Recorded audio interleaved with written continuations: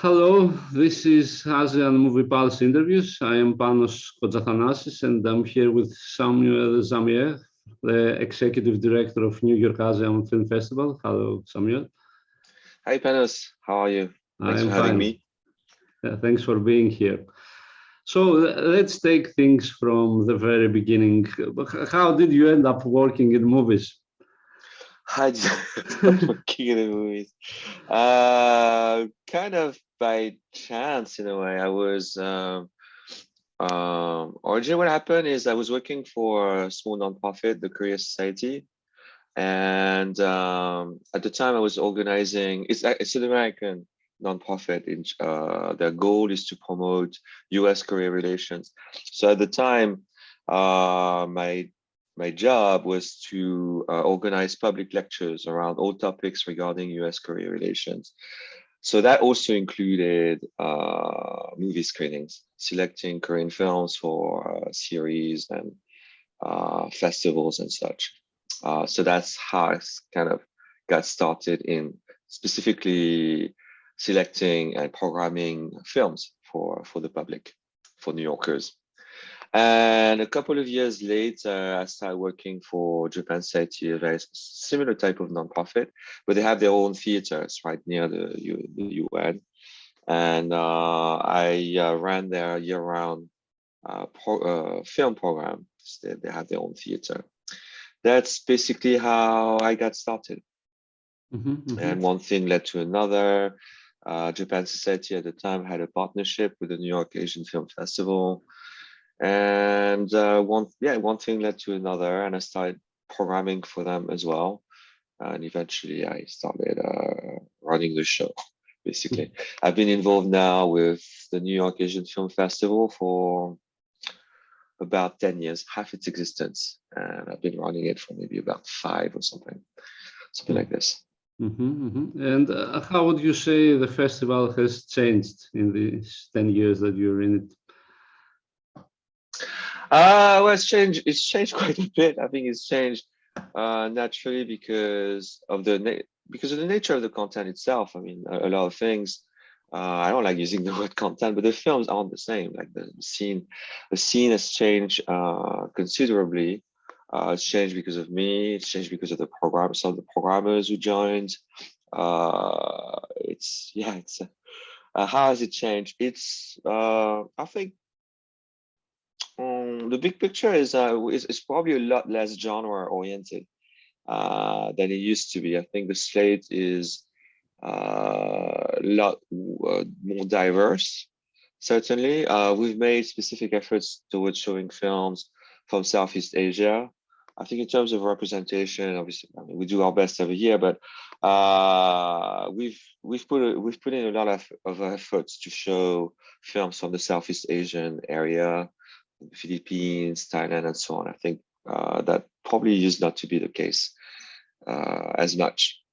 So I would say that's one of the major changes. We bring a lot more actors than we used to. And in general, there's more guests than you used to. Of course, the pandemic put a serious spanner in the whole machinery. That there was, during the years of the pandemic, we had to pivot online, show films on a streaming platform. So like most people really. So aside from that, I would say those are the main changes. More diverse films, a little bit more art house, more regions are represented, and so on. And would you say that there is a specific purpose of the festival? You have one, something that you aim at, a specific purpose, let's say. A specific purpose? Well, yes. I think, okay, so also that's also a difference between me and my predecessors and an evolution of the festival. A lot of the staff is Asian now, so it's a diverse workforce. We have I recruited a lot of women on the team as well. So it's reflected in the way we do things. But one important component to me, being an Asian person running a New York Asian Film Festival, is also to connect the to build a bridge between Asian American audiences and their countries of origin. I feel there's this gap, this discrepancy, and I'm not sure what to call it, between Asian Americans sometimes and the countries where they're from. Quite simply, I think there's a lot of internalized, how could I put it? Internalized hate almost at some level. It's like a lot of Asians were growing up in America. That's also the case in Europe. I grew up in Europe. To a sense, at least for people my generation, maybe older as well, there's almost a sense of shame. Like you know, when I grew up coming from Korea, you had a sense like you're almost you're basically coming from a third world country. Of course, things have changed a lot. So I think one of the purpose of the festival is to also to try to instill a sense of I don't like the word pride, but yes, pride if you want, or at least not being ashamed of where you're from.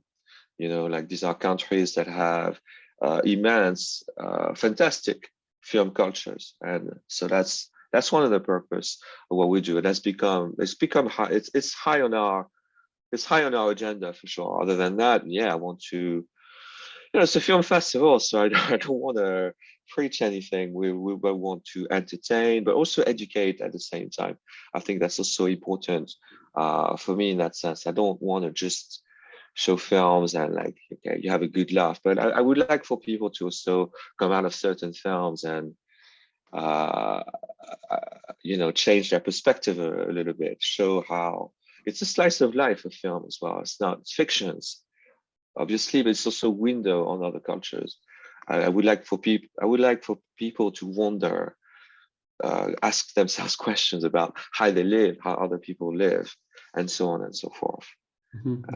So yeah, I would say that just about describes it. The manifesto. Okay, okay. Manifesto. My communist manifesto. That'd be interesting. Okay, so and what is the audience like? Like there are mostly Asian American or Asian, or what is it? Diverse more? I would say it was really overwhelmingly white when I joined.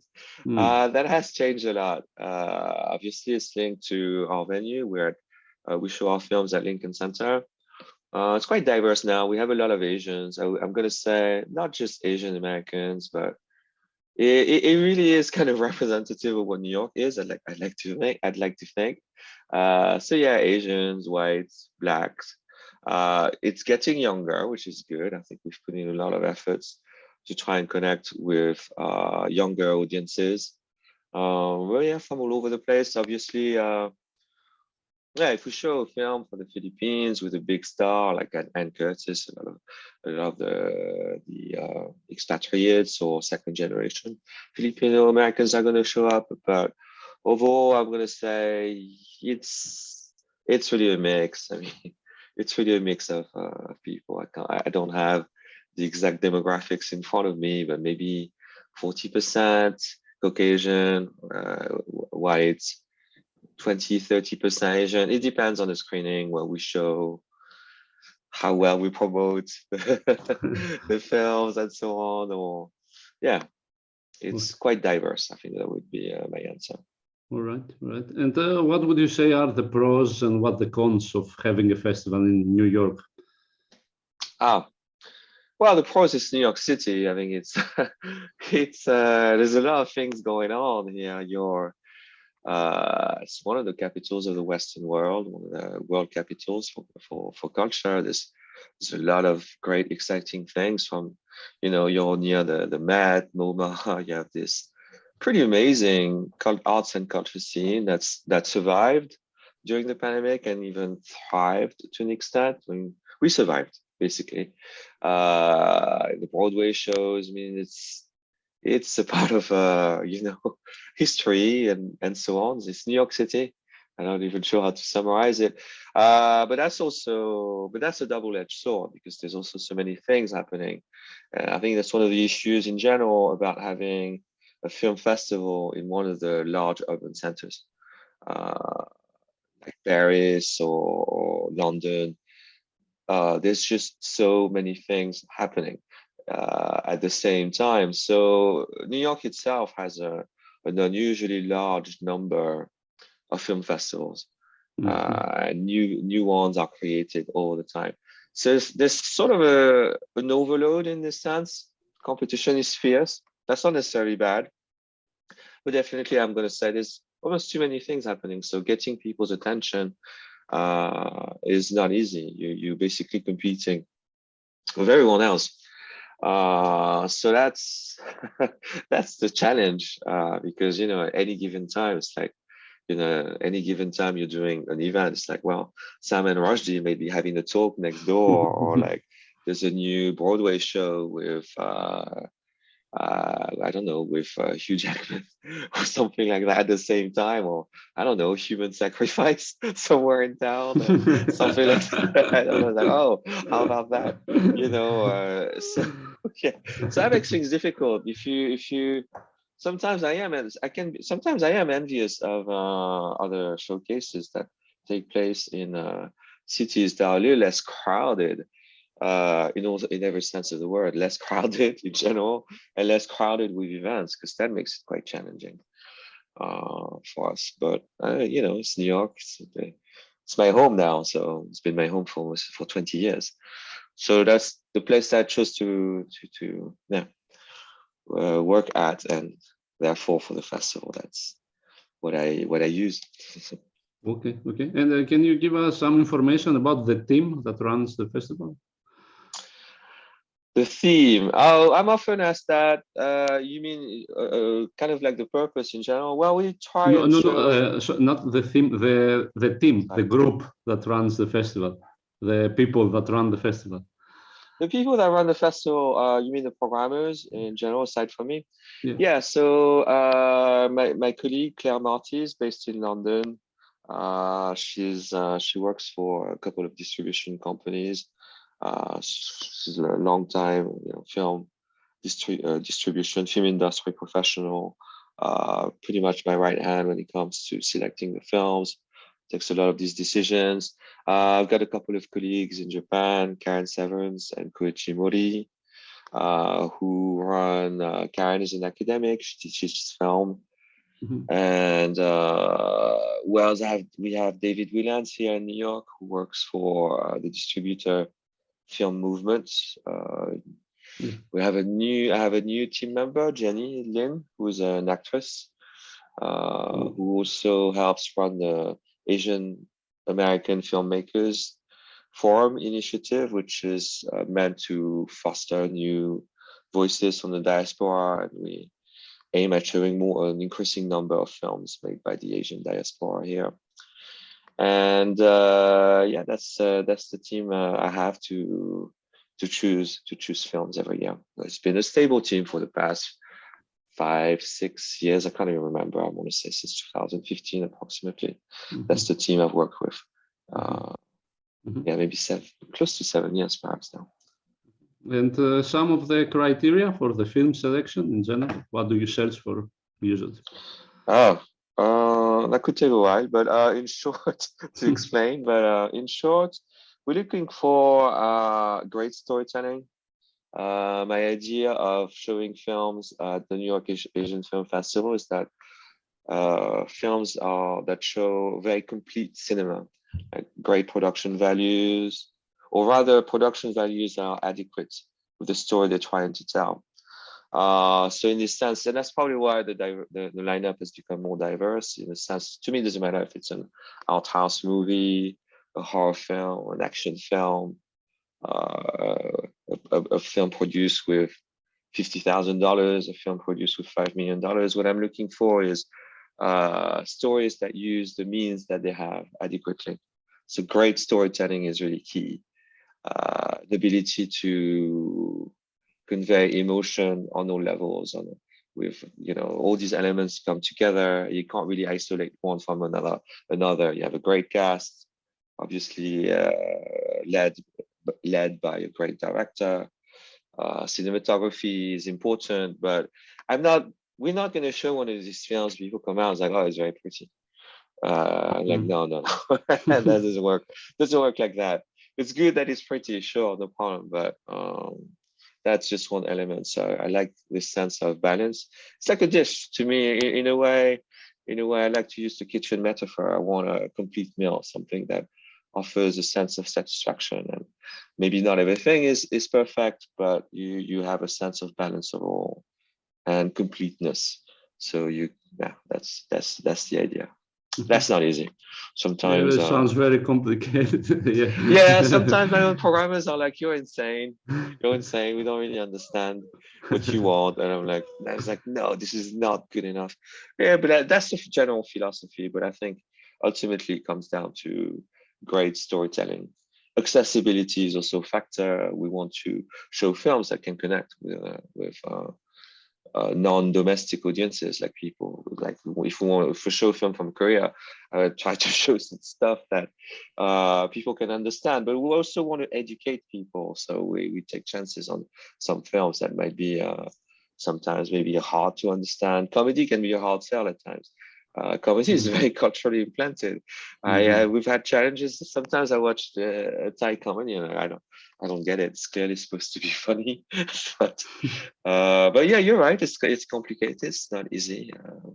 I sometimes have to watch a film more than once, multiple times until okay, yeah, let's try for this. For sure. But you always have the last word, right? If you don't like something, it's not in general, but I mean, I have a team that is autonomous enough that yeah, I let them take a lot of decisions. We're vote based, of course. Everyone has a specialty. I'm more Korea, Japan oriented. I have programmed for Japanese films for a long time. Claire is great with Southeast Asia. Obviously, we have Japan-based programmers. So we all have specialties, but we take decisions collectively. We vote, and yes, indeed, I have final cut. But at this point, I do not only run take the artistic decision. I also have to take care of the multiple aspects of the business, of running the festival, getting money in, and so on. So, so yeah, I have the final cut, but I would say there's a lot of decisions are made collectively, a majority of them. And what does the audience seem to prefer when the screening room is packed, let's say, usually?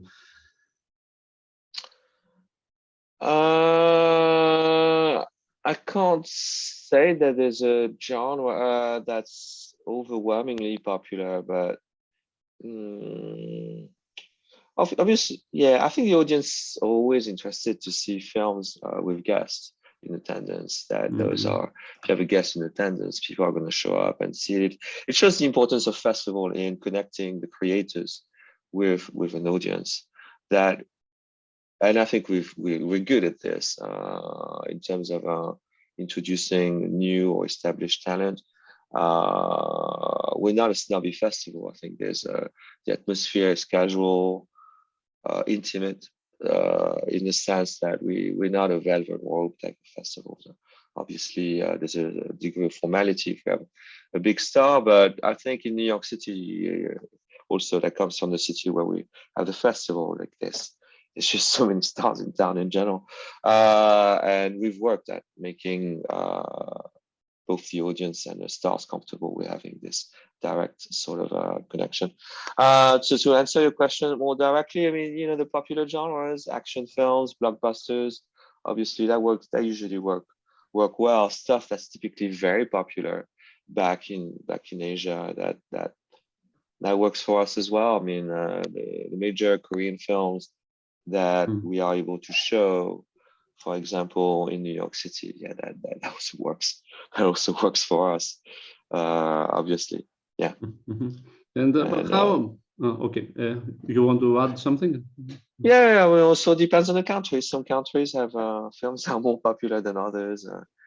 Korea has benefited a lot recently from the rise in soft power of Korea is spectacular. I mean, the national brand now is a major asset. That used to be the case with Japan as well. Maybe a little less so now, but still Japanese films are extremely popular. So country by country, there are also differences. Having said that, again, we've made specific efforts to showcase fairly films from the Southeast Asian area, Malaysia, Philippines, and so on. So, yeah. Since you mentioned it, why do you think Korea is so far up now? Like the top Asian industry, I mean, in terms of revenue, at least, it's obviously Korean, and popularity internationally. What did they do correctly, and or what did the rest do badly? Very interesting. That's the topic of an entire conversation, I have to say. I myself, I'm surprised to an extent. I've worked on promoting, exhibiting Korean culture in all respects, on all levels. I worked a little bit with Korean politicians as well, Korean businessmen. So after almost 15 years of doing that, even I am surprised to an extent how far it went. I think there's a matter of timing, but certainly the quality of the films, the stories, the TV dramas for a long time it's been quite high. So you have the effort, obviously, of the filmmakers themselves when it comes to cinema strictly, movies strictly speaking.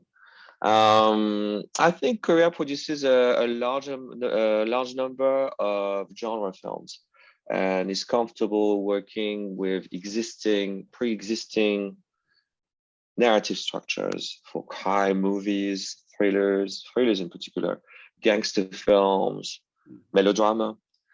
So Koreans are, formally speaking, just speaking about the storytelling, those are recognizable forms. You see gangster films, you know what to expect.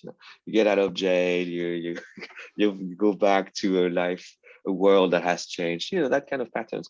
Koreans do that exceedingly well. I think there's great quality to genre storytelling, and it's present even in their art house films. Sometimes Bong Joon-ho is the epitome of that. The ability to jump from one type of stories as the one for like Memories of Murder, to me might be in that sense the best Korean film that ever was, in the sense that you have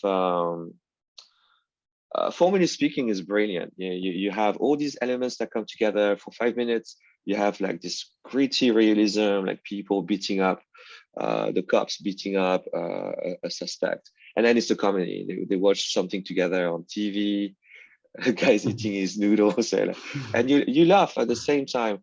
So this ability to use all these genres, vehicles to say something, I think it's kind of critical to Korean storytelling. You see it in the pop music as well.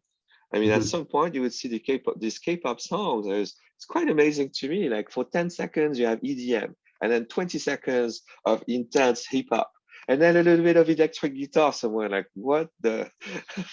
I mean, in some cases it was quite chaotic, but overall it shows that ability to take a form and transform it and appropriate it in a good way.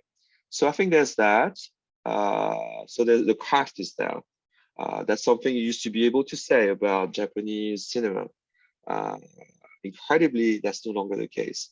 Korean cinematography, the directors of photography have long surpassed just about anyone else in East Asia. I mean, of course, China is this massive entity, and it's big sweeping generalizations, but if we're to compare country to country and explain what's going on right now, because definitely there is, I was going to say, a slight decline of Japanese cinema a little bit. I mean, Koreeda is in competition, I believe, very likely to win big and to go very far with this film, made in Korea with a Korean cast, but hey. But you're no longer able to say that about the craft, the directors of photography. It's something that everyone, I think few people would disagree with me. There's a number of technical elements in Japanese movies that that don't compare positively. So if we in the absolute, nothing is ever absolute. Like an industry has this kind of technicians, craftsmen, and Korea has the best craftsmen. And I would just say, period. That is hard to match. And beyond that, I would say, culturally speaking, I think that comes from the country itself. Like Korean people tend to be very expressive. they laugh openly, they cry openly. So I think that makes it uniquely accessible to foreign audiences. The sentiments, the feelings they're right there, they're in your face. So and the values are recognizable. It's a conservative country as well. So if you show a Korean melodrama to someone in Iran, in the Middle East, in Syria or wherever, in South Africa, to a Latin American audience, to a Greek person, it's easy to understand. You're not gonna scratch your head and think, what's the deal with that mother-in-law? Everyone's gonna be able to recognize it. I think that's a critical element in the popularity, specifically of TV dramas and of a certain type of Korean films. Some other countries, you look at it, you're like, okay, I don't really understand. You need a great deal of context. I would say a large number of Korean films, TV dramas again, but films, since that's our medium, they're not hard to understand. That's a quality. It's easy. The emotions are easily communicable. It's not always, there's a lot of bad films too coming from Korea, but overall, it's intelligible, understandable, relatable. So I think that comes from the country itself. That they find the right window, the right content to use an overused word right now, to break through worldwide. That's my answer. It's a long answer. Yeah. Would you say that's also a matter of promotion? Like Japanese are notoriously not very interested in promoting No, internationally. it's very inward oriented. Absolutely, everyone's made a note of that. Yeah, that makes a huge amount of difference. I think the sense of business in Korea, the way it's conducted, is quite different. There's more openness, definitely. The dynamic is more outward oriented. Korea is quite small. Japan is by no stretch of the imagination a small country, even though they sometimes like to describe themselves as such. Japan is a lot more inward. I think it's a very large theatrical market for a long time, second largest in the world. So yeah, not necessarily super interested in the outside world. So that comes into play, the desire to promote yourself overseas. But Japan has long benefited from excellent advocates. There's I have to say, compared with I think you might have dominated other players in the East Asia area in the sense that Japan benefited from immensely talented and smart advocates, people like Donald Ritchie, Donald Keane in general for the for literature. So great, not gatekeepers, gate openers, bridge builders, people like that. That helped Japan a lot. I'm gonna say Korea does not have much of that even now. They tend to do all the work themselves. So sometimes at their own expense. But yeah, you're right. That's Japan does not have that interest, and that probably limits the popularity of some of the films. And there has been too much written about Parasite and its success. But what do you think about the success of Drive My Car this year? That's interesting. I think it's a completely different phenomenon. Parasite really represents a breakthrough, something new, an emergence of Korea overall. That's like, and then it's in a sense, it sort of paved the way for Squid Game, which is a whole different conversation as well. The success of Drive My Car is interesting in the sense that I have to be careful what I'm going to say.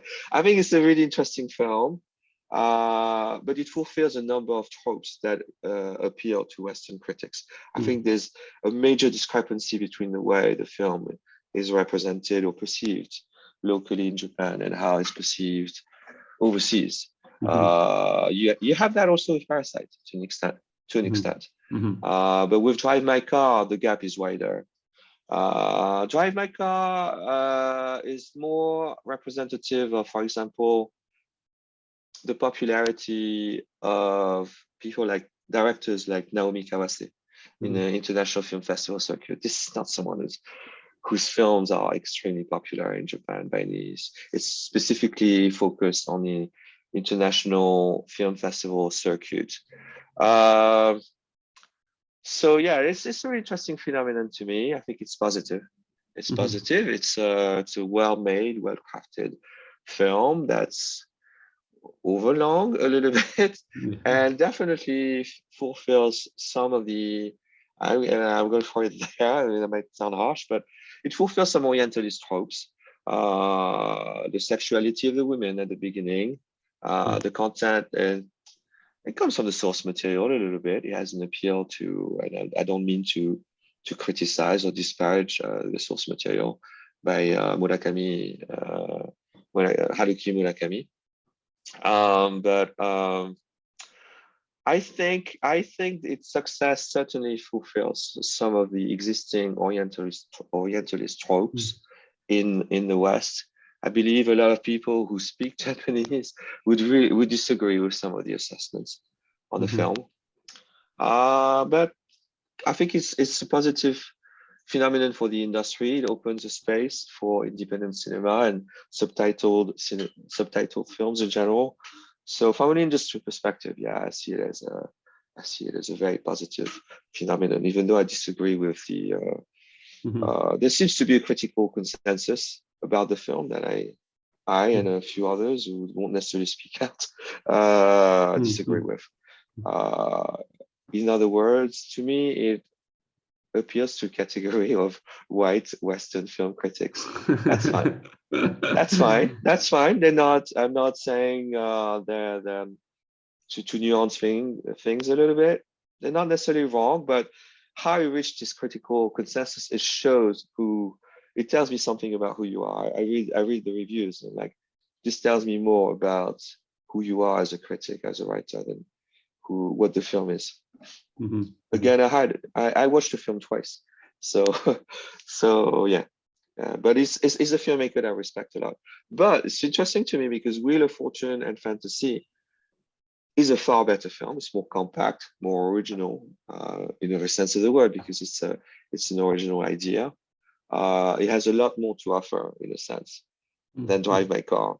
So again, I have immense respect. I have nothing but respect for its director, but he found success, I want to say, with the wrong film. I always want to say the same thing about Bong Joon-ho, because Parasite is a great film, but I think it's a bit of a stretch to say that's his best film. But Right Time Window at the time, it's a great thing that happened. Obviously, I had no reservations about its success, and I remember watching it in Cannes. It was an amazing experience, absolutely amazing. Well, you didn't go exactly where I wanted to take you, but you almost went there. But what I wanted to comment on is that, particularly in the critics circuit and the European Film Festival circuit, there are a lot of Asian movies that tend to look more like European movies than Asian. And I think Drive My Car is one of those cases. It's one of them. I mean, it shows that to an extent, you choose who and what you look like. That is interesting to me. It's the same thing with Hong Sang-soo. I mean, no offense to Hong Sang-soo, great filmmaker too, but like, and it's really interesting because in many cases, you're talking about people with sometimes very little understanding about the source culture. Like we see comments like, "Oh, they're doing this really original scene." I remember hearing a comment about one of the first scenes in Mother. So I think it's also around the end when the Ajumma are dancing on the bus, and Bong is just like, "Yeah, that's what people do." Like it's not like a genius filmmaking move or original storytelling to have a bunch of crazy. Apparently crazy. Culturally, there's a discrepancy. It shows the trickiness in showing the difficulty in exhibiting foreign film cultures outside of their territory. And certainly what you're pointing at is there is a fetishism for a certain type of filmmaking. that's Europeanized, more specifically French. I would know. Yeah, there's like, oh, you know, the marivaudage, we call that in French, like these sort of complex love entanglements of love that lead to existential crisis. And then you do multiple variations on the same theme. You do like kind of like that multiverse thing. Everyone talks about the multiverse now. Good Lord, like don't get me started. But yeah, there is a fetishism of film programmers and film critics for a type of Europeanized filmmaking for sure. But you know, Europe has great storytelling as well. But I would say some of it, there is a form of Orientalism that still persists and lingers and brings, I would say sometimes not at the expense of others. I can think of filmmakers that never make it to the international film festival circuit, very bizarrely, and they fully deserve to be there. And that's where I feel we fulfill that purpose. We consider niche sometimes. I know I don't think we're niche. We represent a large number of large countries that produce many great films. So I don't see ourselves as niche at all. I think to an extent, maybe that's my own vanity, but or pride, but I think we fix some of these issues of representing good filmmaking accurately. So yeah, so I think I don't know if that's the place you wanted to take me, but yeah, like there's an over-representation of that for sure.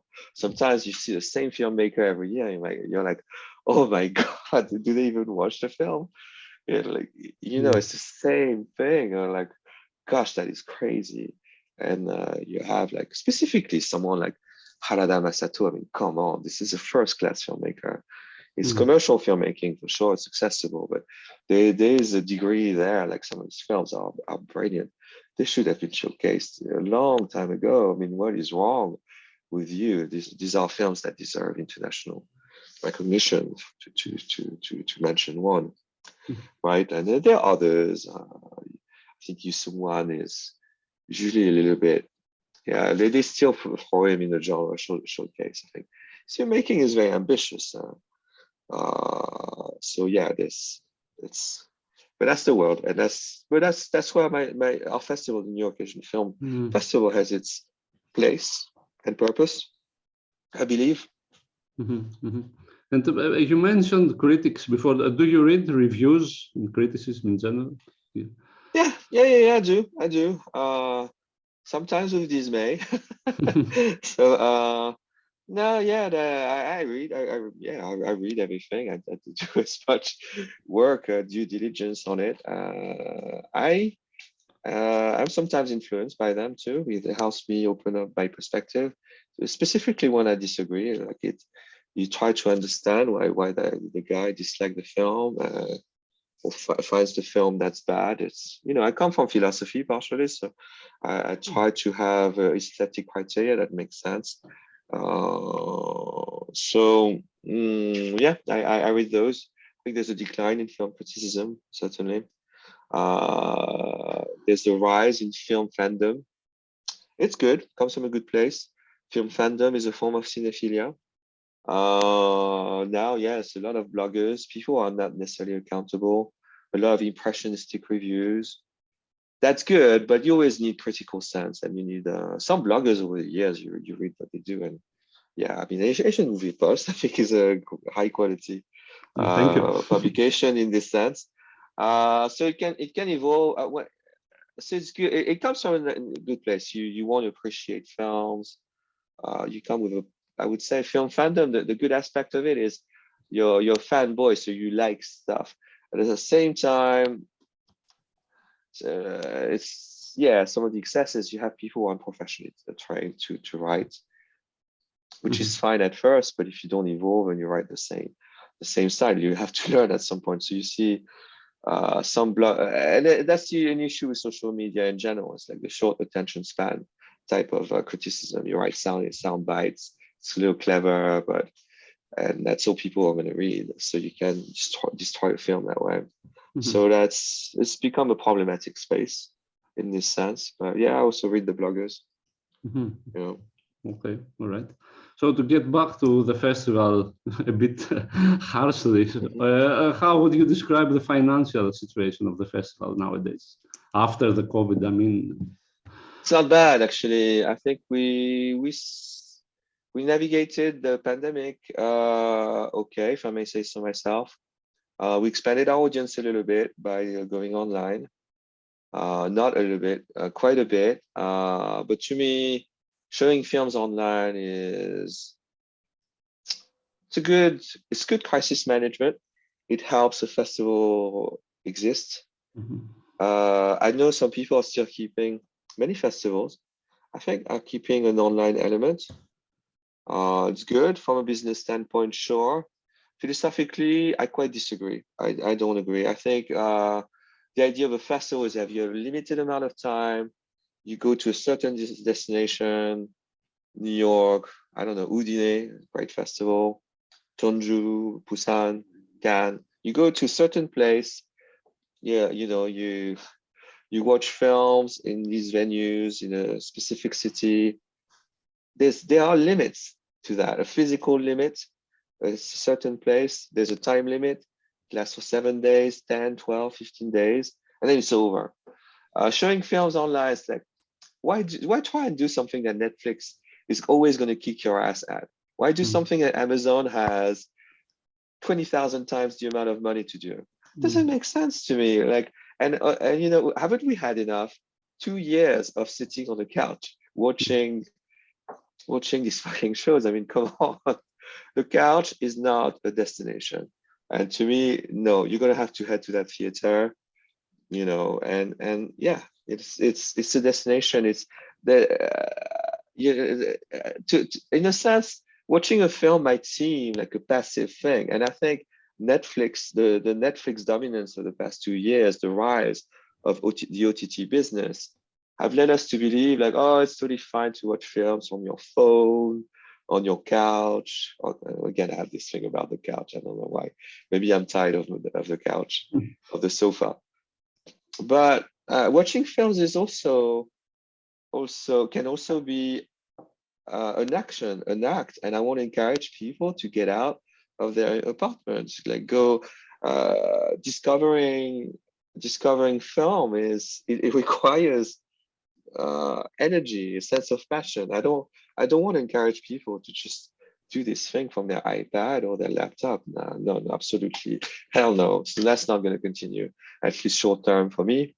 I'm very dedicated to the in-person experience, the communal experience, going and not just it's not just about the conditions of screenings. Of course, it matters to me that a film is shown in its proper conditions, in a nice theater with great screening conditions, sound, and so on, as opposed to some of a crappy beat up PC mhm, at home, right? So that matters. Certainly, that comes into play, but also it's a community experience. You sit in a dark room with strangers. It's part of again. There's something active about that. That's what I like about festivals as well. mhm, mhm. You know. And anything you can reveal about this year's edition? It's too early. Or... It's gonna be great and fun. We'll open with a Southeast Asian film, Mhm, uh, and that's all I can tell you. And we hopefully will have a lot of guests from Asia to introduce the films. And it's going to be mostly at Film at England Center, which has been our home now for more than 10 years, for the festival, a venue that I really like, that offers, I believe, some of the best conditions for a film, for a great film experience in mhm, general. mhm. That's about as much as I can reveal now. Oh, Like okay. July 15th to July 28th. We have Okay. a few things in store. How many movies you have any rough estimate? We're trying to keep it under control, but we have a few tributes here and there that are happening. So it's a little more than I was hoping. I like the idea with a real compact experience. Some people who are very brave and very dedicated, very passionate, manage to watch all the films in our lineup every year. We have a small number of those who watch 60 films. And I'm like, okay, that's great. I mean, I love those folks. That's some serious passion, man. I really have immense respect for that. So around the same number, between 50 and 60 films, feature films only, and we have some short films as well. Okay. And any future plans, let's say, if you see the future of the festival in 5-10 years, any plans or aspirations? Yes, we have. My ambition is really to have a dedicated space for Asian film culture. I think I go around the world. I go to the international film festivals, Cannes and Venice and so on. Well, Venice not as often, but definitely Cannes or Berlin, one of my favorite film festivals as well.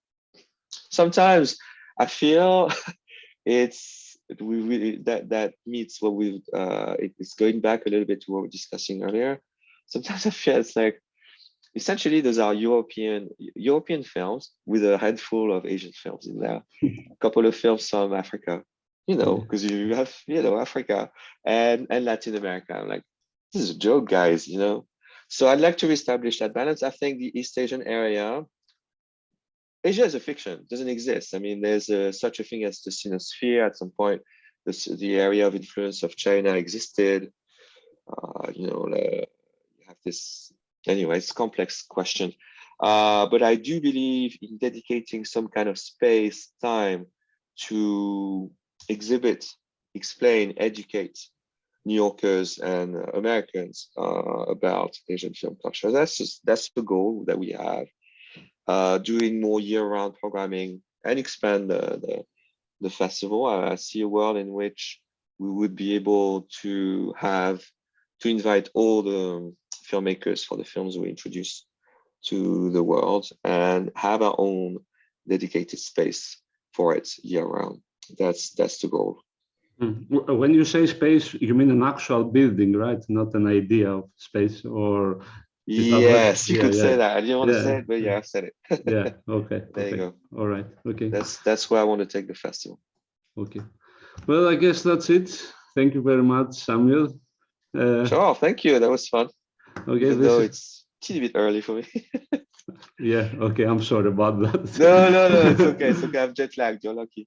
Okay. Great. So this was ASEAN Movie Pulse interviews from Panos Kotzathanasis and Samuel Zamier. Have a nice evening. Bye. All right. Bye. Thanks. Thanks, Panos.